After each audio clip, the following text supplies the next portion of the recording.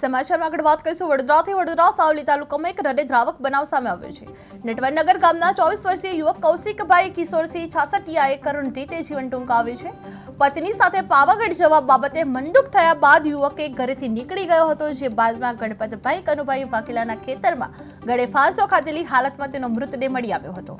આ ઘટનાને પગલે સમગ્ર વિસ્તારમાં શોકની લાગણી ફેલાઈ ગઈ છે, જે ભાદરવા પોલીસ ઘટના સ્થળે પહોંચી હતી અને પોસ્ટમોર્ટમ સહિતની કાર્યવાહી હાથ ધરવામાં આવી હતી અને અકસ્માતે મોતનો ગુનો નોંધવામાં આવી રહ્યો છે। જે સાવલીમાં 24 વર્ષીય યુવકનો આપઘાત કરવામાં આવી રહ્યો છે, જે પત્ની સાથે મંદુક થયાની બાદ જીવન ટૂંકાવ્યું છે, જે ખેતરમાં ગળે ફાંસો ખાધેલી હાલતમાં મૃતદેહ મળી આવ્યો હતો। જે આ ઘટનાની નટવરનગર વિસ્તારમાં શોકની લાગણી ફેલાઈ ગઈ છે, જે ભાદરવા પોલીસે અકસ્માતે મોતનો ગુનો નોંધી અને વધુ તપાસ પણ હાથ ધરવામાં આવી રહી છે।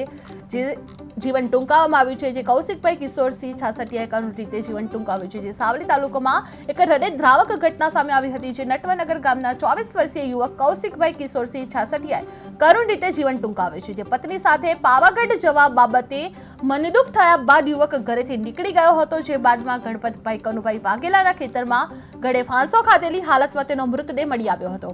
આ ઘટનાને પગલે સમગ્ર વિસ્તારમાં શોકની લાગણી ફેલાઈ છે, જે ભાદરવા પોલીસ ઘટના સ્થળે પહોંચી હતી અને પોસ્ટમોર્ટમ સહિતની કાર્યવાહી હાથ ધરવામાં આવી હતી અને અકસ્માતે મોતનો ગુનો નોંધવામાં આવ્યો હતો।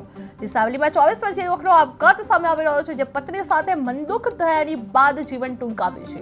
ખેતરમાં ગળે ફાંસો ખાધેલી હાલતમાં મૃતદેહ મળી આવ્યો હતો। જે આ ઘટનાની નટવરનગર વિસ્તારમાં શોકની લાગણી ફેલાઈ ગયેલી જોવા મળી છે, જે ભાદરવા પોલીસે અકસ્માતે મોતનો ગુનો નોંધ્યો છે।